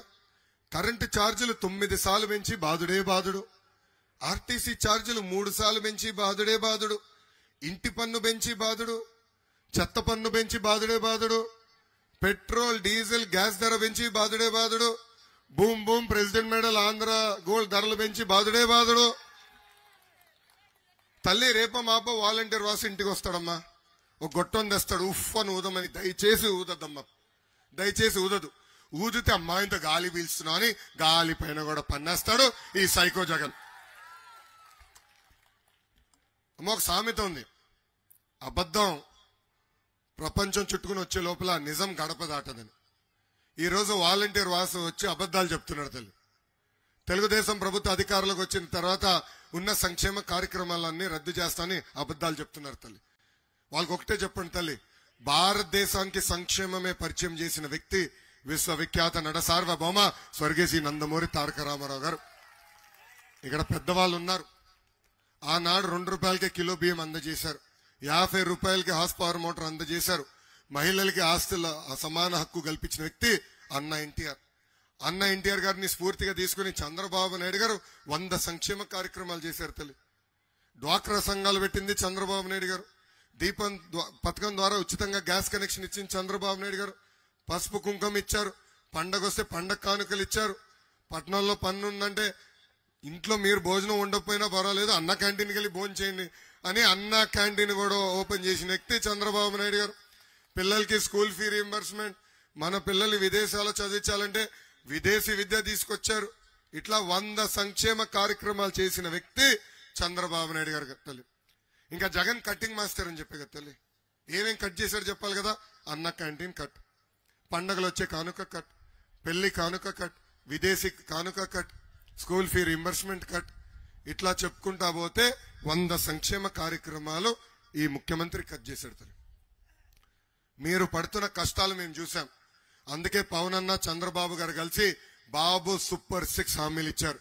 దాంట్లో మొదటి హామీ, తెలుగుదేశం జనసేన ప్రభుత్వం ఏర్పడిన 5 సంవత్సరాల్లో 20 లక్షల ఉద్యోగాలు కల్పించే బాధ్యత మేము తీసుకుంటున్నాం. ఉద్యోగం వచ్చే వరకు నిరుద్యోగ యువకులకి ప్రతి నెల ₹3,000 నిరుద్యోగ భృతి కూడా మేము ఇవ్వబోతున్నాం. అది మొదటి హామీ. రెండో హామీ, స్కూల్కి వెళ్లే ప్రతి విద్యార్థి తల్లిదండ్రుల అకౌంట్ లో ప్రతి సంవత్సరం ₹15,000 మేము ఇవ్వబోతున్నాం. అంటే ఒకరుంటే 15,000, ఇద్దరుంటే 30,000, ముగ్గురుంటే ఎంత ఏం బడ్డలుగా ఉన్నారు, బ్రేక్ఫాస్ట్ చేయలేదా? 45,000 రూపాయలు మన ప్రభుత్వం ఇవ్వబోతుంది. ప్రతి రైతుకి ప్రతి సంవత్సరం ఆర్థిక సాయం కింద 20,000 రూపాయలు కూడా ఇవ్వబోతున్నాం. అంతేకాదు తల్లి, ప్రతి ఇంటికి ప్రతి ఏడా ఉచితంగా 3 గ్యాస్ సిలిండర్లు కూడా మన ప్రభుత్వం ఇవ్వబోతుంది. ఇంకా 18 నుంచి 59 సంవత్సరాల వయసు కలిగిన మహిళలకి ప్రతి నెల 1,500 రూపాయలు మన ప్రభుత్వం ఇవ్వబోతుంది. అంటే సంవత్సరానికి 18,000, 5 సంవత్సరాలు 90,000. ఇంకా 6వ హామీ ఆర్టీసీ బస్సులో ఉచితంగా ప్రయాణించే హక్కు కూడా మన ప్రభుత్వం మహిళలకి కల్పించబోతుంది. ఏం బాబు, సూపర్ 6 సూపర్ కదా? ఏం తల్లి సూపరా? అసలు ఉత్తరాంధ్రకి పట్టిన దరిద్రమే జగన్ తల్లి. 3 రాష్ట్రాలు, క్షమించాలి, 3 రాజధానుల పేరుతో 3 ముక్కలు ఆటలాడుతున్నాడు తల్లి మన జీవితాలతో. ఉత్తరాంధ్రకు ఒక్క పరిశ్రమ తీసుకురాలేదు తల్లి, ఒక్క ఉద్యోగాన్ని తీసుకురాలేదు తల్లి. ఇప్పుడు ఏకంగా మన విశాఖ ఉక్కు ఫ్యాక్టరీని ప్రైవేటీకరణ చేసేందుకు ప్రయత్నిస్తున్నాడు ఈ ముఖ్యమంత్రి. ఆ ఉక్కు ఫ్యాక్టరీ ప్రైవేటీకరణ జరిగితే ఉన్న ఉద్యోగాలు పోయే పరిస్థితి. అందుకే విశాఖపట్నం ప్రజలు నేను హామీ ఇస్తున్నా, ఆ ఉక్కు ఫ్యాక్టరీ కాపాడే బాధ్యత మేము తీసుకుంటాం. అవసరమైతే రాష్ట్ర ప్రభుత్వమే ఆ ఫ్యాక్టరీ కొనుగోలు చేసి ప్రైవేటీకరణ జరగకుండా చేసే బాధ్యత మేము తీసుకుంటాం. ఇంకా విశాఖపట్నాన్ని కూడా జగన్ పాదయాత్ర చేసినప్పుడు 50 హామీలు ఇచ్చాడు. మొదటి హామీ విశాఖ రైల్వే జోన్ పూర్తి చేసి ఉద్యోగాలు కల్పిస్తాడు, చేయలేదు. మెట్రో రైల్ పూర్తి చేస్తాడు, చేయలేదు. మూతపడిన షుగర్ ఫ్యాక్టరీలన్నీ తెరిపిస్తాడు, చేయలేదు. అదనంగా 8 లక్షల ఎకరాలకి సాగునీరు అందిస్తాడు, కనీసం తాగునీరు కూడా అందించలేదు ఈ ముఖ్యమంత్రి. ఇంకా విశాఖపట్నానికి ఐటీ పరిశ్రమలు, కంపెనీలు తీసుకొస్తున్నాడు. ఈ కోడిగుడ్డు మంత్రి దెబ్బకి ఉన్న పరిశ్రమలే పారిపోయే పరిస్థితి. ఇంకా పరిపాలక రాజధాని పేరుతో పెద్ద ఎత్తున విశాఖపట్నంలో భూ కుంభకోణాలు ఎలా జరుగుతున్నాయో మీరందరే చూస్తున్నారు. ఏకంగా ఋషికొండకి గుండు కొట్టి 500 కోట్ల రూపాయలు ఖర్చు పెట్టి ఒక్క వ్యక్తి బతికేదానికి ప్యాలెస్ కట్టుకున్నాడు తల్లి, ఒక్క వ్యక్తి బతికేదానికి. ఆ 500 కోట్ల రూపాయలు కానీ టిట్కో ఇల్లుకి ఖర్చు పెట్టుంటే ఇక్కడున్న మహిళలకి 10 మహిళలకి ఇల్లు ఇచ్చుండొచ్చు తల్లి, ఇల్లు ఇచ్చుండొచ్చు. ఇక్కడున్న మీ అందరు ఒక్కొక్కరికి ఇల్లు ఇచ్చుండొచ్చు అని. కానీ ఇవ్వలా. ఒక్క వ్యక్తి బతికేదానికి 500 కోట్ల రూపాయలు ఖర్చు పెట్టి ప్యాలెస్ కట్టాడు. వెళ్ళి చూడండి తల్లి, అది ఒక్క భవనం కాదు, 5-6 భవనాలంట. అంటే రోజుకో భవనంలో పడుకుంటాడు అయినా. అరే ఎంత అన్యాయం చూడండి, 500 కోట్ల రూపాయలు ఖర్చు పెట్టాడు. ఏకంగా ఆంధ్ర యూనివర్సిటీలో మన పిల్లలు చదవాలని అందరు కోరిక ఉంటుంది, పిహెచ్డి చేయాలని కోరికలు ఉంటుంది తల్లి. ఇంకా ఏకంగా పిహెచ్డి పోస్టులు కూడా అమ్మేశారు తల్లి. 1400 పిహెచ్డి పోస్టులు అక్కడున్న వైస్ ఛాన్సలర్ అమ్మేశాడు. అందుకే నేను చెప్పాను నిన్న, ఆయన పేరు కూడా ఎర్ర బుక్ లో ఉందని. ఇంకా విశాఖపట్నం నార్త్కి వచ్చే గల ఇది ఒక తెలుగుదేశం పార్టీ కంచుకోట. మీరు తెలుగుదేశం పార్టీని ఆశీర్వదించారు, దీవించారు. ఎదురుగాల్లో కూడా మంచి మెజారిటీతో అన్నగారిని మీరు గెలిపించారు. మీ రుణం తీర్చుకోవాల్సిన బాధ్యత తెలుగుదేశం పార్టీ పైన ఉంది. 2014 నుంచి 19 వరకు మీరు అందరూ ఒకసారి ఆలోచించండి. ఆనాడు వేసిన రోడ్లే, ఆనాడు వేసిన డ్రైన్లే, ఆనాడు 200 రూపాయల పెన్షన్ 2,000 రూపాయలు మేము చేశాం. దాదాపు 118 స్కీములు కులం, మతం, పార్టీలు పేర్లు లేకుండా ఆనాడు మీకు అందజేసిన పార్టీ తెలుగుదేశం పార్టీ. నార్త్ నియోజకవర్గంలో కమ్యూనిటీ భవనాలు కూడా కట్టిన పార్టీ తెలుగుదేశం పార్టీ. ఆనాడు హుద్దూద్ వస్తే మీ ఇంటికి పాలు పంపించాం, సరుకులు పంపించాం. కరెంటు పోతే కూడా యుద్ధ ప్రాతిపదికంగా మీ ఇంటికి కరెంటు కూడా అందించిన వ్యక్తి చంద్రబాబు నాయుడు గారు. తల్లి ఇక్కడ చాలా మందికి తెలీదు, ఆనాడు హుదూద్ రేపు కొడుతుంది విశాఖపట్నం అనగా రాత్రి మా ఇంట్లో సీమంతం జరుగుతుంది. బాబు గారు కేవలం 10 నిమిషాలు ఇంట్లో ఉన్నారు తల్లి. అక్షంతలు వేశాడు, ఇంక నేను వెళ్తున్నాను, హుదూద్ కొడుతుంది, మళ్ళీ కలుస్తాను, బయలుదేరాడు తల్లి. మళ్ళీ 10 రోజుల తర్వాత తిరిగి ఇంటికి వచ్చాడు తల్లి. అంటే ప్రజలే నా కుటుంబ సభ్యులని భావించి ఇక్కడ బస్సులో పడుకుని మీకు సేవ అందించిన వ్యక్తి చంద్రబాబు నాయుడు గారు. అందుకే 2019లో మీరు మమ్మల్ని గెలిపించారు. ఈ 4 నియోజకవర్గాలు, ఈస్ట్, వెస్ట్, నార్త్, సౌత్, ఈ 4 నియోజకవర్గాలు నా గుండెల్లో పెట్టుకుని అభివృద్ధి చేసే బాధ్యత వ్యక్తిగతంగా నేను తీసుకుంటున్నా. ప్రత్యేక నిధులు మేము కేటాయిస్తాం, ఈ నియోజకవర్గాలను అభివృద్ధి చేస్తాం. ఇక్కడ కొండపైన నివసిస్తున్న వాళ్ళకి ఇంకా మౌలిక సదుపాయాలు రావాల్సిన అవసరం ఉంది. రోడ్లు, డ్రైన్లు, తాగునీరు కనెక్షన్ అందించే బాధ్యత మేము తీసుకుంటాం. నిరుపేద కుటుంబాలందరికీ టిట్కో ఇల్లు కట్టించి ఇల్లు అందజేసే బాధ్యత వ్యక్తిగతంగా మేము తీసుకుంటామని ఈ సభాముఖంగా నేను హామీ ఇస్తున్నా. ఏకంగా హైవే దాటాలంటే కింద నుంచి వెళ్లాల్సిన అవసరం ఉంది, లేదంటే పైనుంచి బ్రిడ్జ్ చేయాలని ప్రజలు కోరారు. అది కూడా పూర్తి చేసే బాధ్యత మేము తీసుకుంటామని ఈ సభాముఖంగా హామీ ఇస్తున్నా. ఇంకా అల్లూరి సీతారామరాజు గారి విగ్రహం కూడా ఏర్పాటు చేయాలని కలసపురంలో కోరారు. తప్పనిసరిగా అక్కడ విగ్రహం కూడా ఏర్పాటు చేసే బాధ్యత తెలుగుదేశం పార్టీ తీసుకుంటుందని ఈ సభాముఖంగా హామీ ఇస్తున్నాం. ఇక్కడ ఒక వ్యక్తి వైకాపా ఇన్ఛార్జ్ కేకే రాజు గారు తిరుగుతున్నారు. ఆయన ఏకంగా నార్త్ నియోజకవర్గాన్ని గంజాయికి రౌడీ షీటర్లకి అడ్డగా మార్చేశాడు తల్లి. ఏకంగా మిషనరీ భూములు కూడా ఈ రోజు స్వాహా చేస్తున్నాడు ఇక్కడ ఉన్న రాజుగారు. ఇంకా ఋషికొండ భూములు, హైగ్రీవ భూములు, దస్పల్ల భూములు, ఎక్కడ భూమి దొరికితే కొట్టేస్తాడు తల్లి. దయచేసి పొరపాటున ఆయనకి మీ ఇల్లు చూపించదు తల్లి, మీరు నివసిస్తున్న భూమి చూపించదు తల్లి. కన్ను పడితే మీ భూములు కూడా కొట్టేస్తాడు ఈ రాజు. అలాంటి పరిస్థితులు ఈ రోజు మనందరం ఉన్నాం. ఇక్కడున్న కార్యకర్తలు కూడా నేను హామీ ఇస్తున్నా. ఎవరు? అరే నేను పూర్తి చేయని అబ్బా, నా స్పీచ్ పూర్తవుతే మీకు అన్ని కవర్ చేస్తున్నా, చెప్తున్నా, వస్తున్నా. అరే బా, ఆయన నాయకుడు జగన్ రెడ్డి ఉన్నాడు ఎర్ర బుక్ లో, నీకు ఎందుకు డౌట్? తెలుగుదేశం పార్టీ బలం తెలుగుదేశం పార్టీ కార్యకర్తలు. నాయకులు మారి పార్టీ మారి వెళ్ళినా పార్టీకి అండగా నిలబడింది తెలుగుదేశం పార్టీ కార్యకర్తలు. అన్న ఎన్టీఆర్ ఏ ముహూర్తంలో పార్టీ స్థాపించారో తెలియదు కానీ ఆ పసుపు జెండా చూస్తేనే ఒక నూతన ఉత్సాహం మనకి. వైకాపా నాయకులకి boom boom president medal, Andhra gold కావాలి కానీ మనకి మన నాయకుడు పిలుపు రా కదలి రా అంటే చాలు పరిగెత్తుకుంటా మనందరం వెళ్తాం. అందుకే 2014లో కార్యకర్తల కోసం ఒక కార్యకర్తల సంక్షేమ నిధి ఏర్పాటు చేశాం. ప్రమాదంలో ఏమైనా కార్యకర్తలు చనిపోతే వాళ్ళ కుటుంబాలకి 2 లక్షల రూపాయలు ఇచ్చి ఆదుకున్న పార్టీ తెలుగుదేశం పార్టీ. ఇప్పటికీ దాదాపు 100 కోట్ల రూపాయలు ఈ ఇన్సూరెన్స్ కార్యక్రమం ద్వారా అందించాం. అంతేకాదు కార్యకర్తలు బిడ్డలు చదివించడానికి ఇబ్బంది పడుతుంటే ఆ బిడ్డల్ని దత్తక తీసుకుని చదివిస్తుంది నా తల్లి భువనేశ్వరి అమ్మ. నాకు అక్క చెల్లెలు లేరు, అన్న తమ్ముడు లేరు, ఇంట్లో ఒక్కడినే. కానీ అన్న ఎన్టీఆర్ నాకు 60 లక్షల మంది అక్క చెల్లెలు అన్న తమ్ముడు నాకు ఇచ్చారు. గత 5 సంవత్సరాలుగా మన పైన అనేక కేసులు పెట్టారు తల్లి. నా పైన కూడా 22 కేసులు పెట్టారు తల్లి. 5 సంవత్సరాలు 22 కేసులునే తల్లి. ఏడేనా స్లో ఉన్నాబా.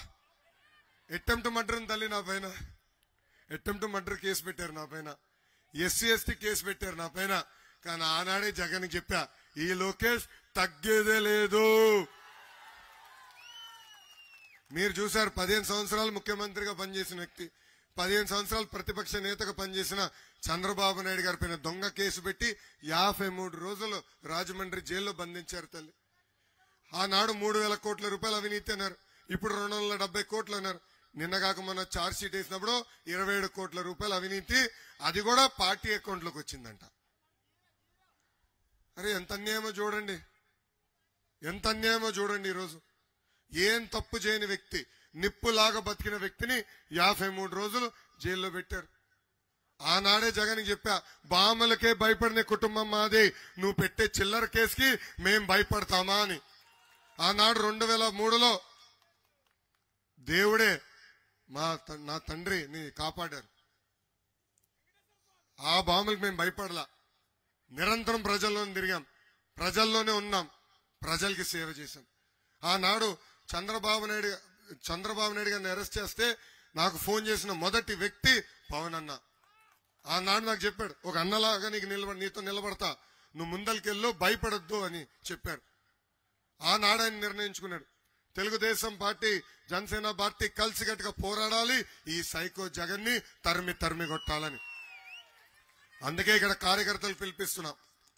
ఈ పేటీఎం బ్యాచ్ ఉందండి, 5 రూపాయలు ఇస్తే ఏమైనా చేస్తారు వాళ్ళు, సిగ్గులేని వాళ్ళు.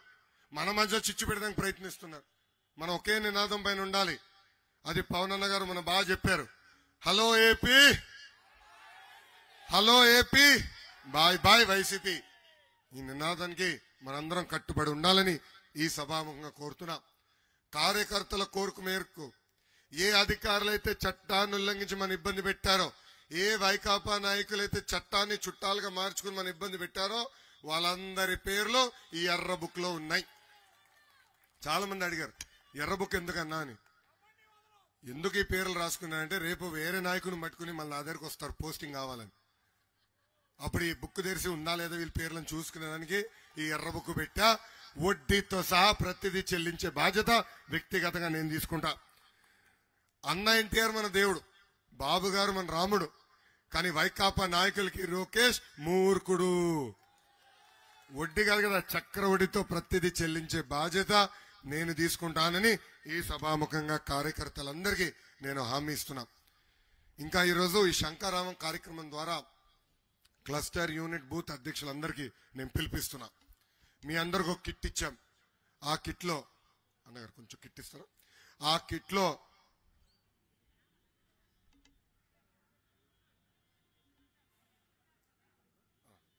కిట్లో మీకు 25 చొప్పున బంచ్ చేసి కట్టగట్టి క్యాలెండర్లు ఇచ్చాం. ఒకటే ఇచ్చాం, ఎందుకంటే 10 ఇస్తే మోసేదానికి ఇబ్బంది ఉంటుందని. మిగతా క్యాలెండర్లన్నీ మీ ఇంటికి పంపిస్తాం. ఇది మీరు ప్రతి గడపకి చేర్చాల్సిన బాధ్యత మీ పైన ఉంది. ఒక పక్కన బాబు సూపర్ 6, ఇంకో పక్కన క్యాలెండర్ ఉంది. ఇది మీరు ప్రతి గడపకి చేర్చాలి. దీంతో పాటు ఎండాకాలం వస్తుంది, పసుపు టోపీ ఇస్తున్నాం. Thank you. కార్డు ఇస్తున్నాం. ఈ కార్డు ఎందుకంటే ఒక పక్కన బాబు సూపర్ 6, ఇంకో పక్కన 6 హామీలు. ఇది మీరు జోబులో పెట్టుకుని తిరగాలి. బంధువులు ఇంటికి వెళ్ళినా, మిత్రుల ఇంటికి వెళ్ళినా, టీ షాప్కి వెళ్ళినా, పెట్రోల్ బంక్ వెళ్ళినా అక్కడ ఉన్న వాళ్ళందరికీ మన బాబు సూపర్ 6 హామీలు చేర్చేదానికి, మీరు కూడా గుర్తు పెట్టుకునేదానికి ఇది ఇస్తున్నాం. దీంతో పాటు పెద్ద సైకిల్స్ వచ్చినాయి మీకు, మాకు చిన్న ఇచ్చినారు. సైకిల్ కూడా ఇస్తున్నాం. ఈ సైకిల్ పెట్టుకుని ప్రతి గడప దొక్కాలి. 2 నెలలు మన ఇచ్చిన హామీలు తీసుకెళ్లాల్సిన బాధ్యత ఇక్కడ మీ అందరి పైన ఉంది. ఇది ఎందుకు ఇస్తున్నాం అంటే రేపు తిరిగి మన ప్రభుత్వం ఏర్పడిన తర్వాత ఆ గడపలు దొక్కినప్పుడు చూడమ్మా, ఆనాడు మేము ఈ 6 హామీలు ఇచ్చాం, ఈ 6 హామీలు మేము నిలబెట్టుకున్నాం కాదా అని తిప్పి అడిగేదానికి ఈ 6 హామీలు ప్రతి గడపకి చేర్చాలని మిమ్మల్ని అందరూ నేను కోరుతున్నా.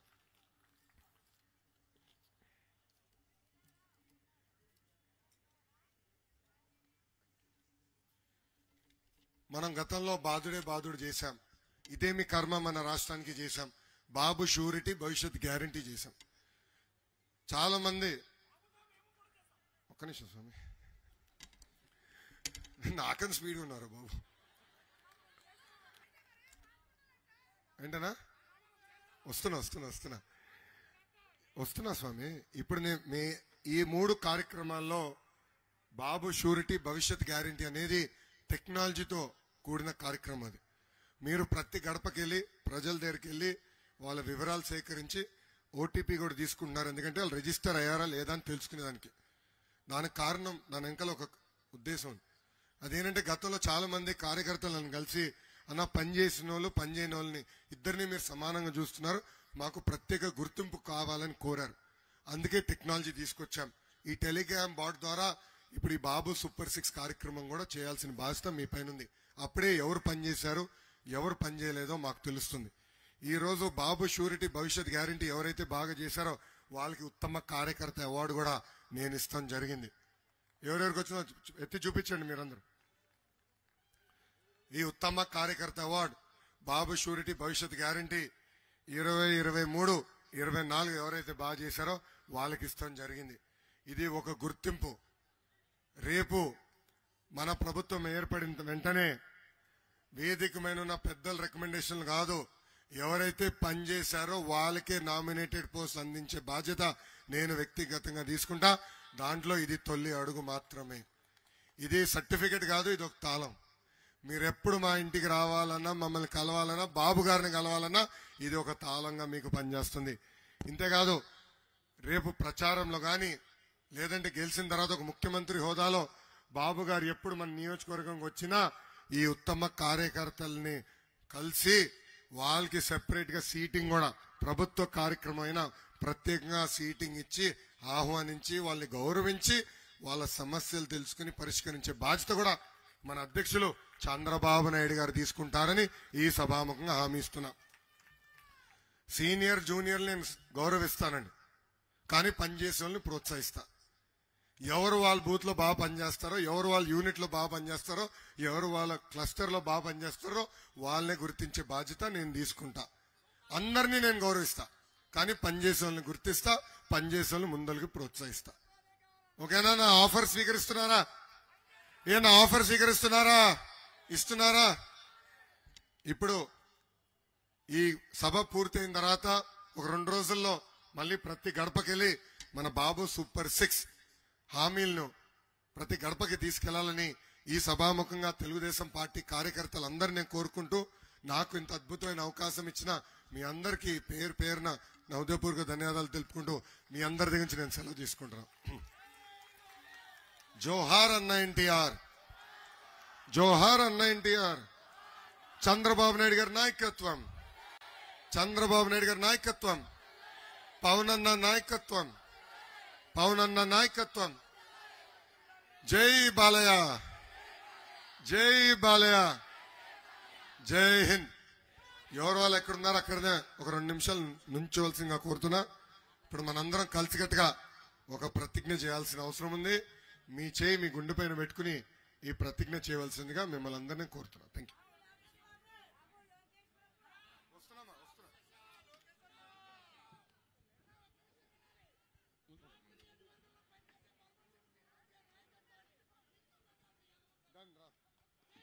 ఇప్పుడే లోకేష్ బాబు గారు చెప్పినట్టుగా ప్రతిజ్ఞ అంటే మన కమిట్మెంట్, అందరం కూడా మనసా వాచా కర్మణ దీన్ని మనం చేస్తా ఉన్నాం. ఇక్కడ నేను అంటేప్పుడు నా పేరు చెప్పుకుంటాను, మీరు మీ పేర్లు చెప్పుకోండి. ఆ తర్వాత నేను ఏదైతే చెప్తానో మీరు అందరూ కూడా దాన్ని నెక్స్ట్ పలకాలి. ఓకే? గంటా శ్రీనివాసరావు అని నేను ఆంధ్రప్రదేశ్కు పూర్వ వైభవం తీసుకొచ్చేందుకు కృషి చేస్తానని ప్రమాణం చేస్తున్నాను. చంద్రబాబు గారు ప్రకటించిన సూపర్ 6 హామీలను ప్రతి ఇంటికి, ప్రతి ఒక్కరికి చేర్చే బాధ్యత నేను స్వీకరిస్తున్నాను. 5 రోజుల్లో 250 ఇళ్లకు వెళ్లి బాబు సూపర్ 6 హామీల ప్రయోజనాలు వివరిస్తాను. ఈ 2 నెలలు నిస్వార్థంగా నా సేవలను తెలుగుదేశం పార్టీ కోసం, చంద్రబాబు నాయుడు గారి కోసం, ఆంధ్రప్రదేశ్ కోసం అంకితం చేస్తాను. ప్రతి ఒక్కరూ తెలుగుదేశం పార్టీకి, చంద్రబాబు నాయుడు గారికి, ఆంధ్రప్రదేశ్ ప్రతిష్ట కాపాడేందుకు ఓటు వేసేలా కృషి చేస్తానని ప్రమాణం చేస్తున్నాను. జై తెలుగుదేశం, జై చంద్రబాబు నాయుడు.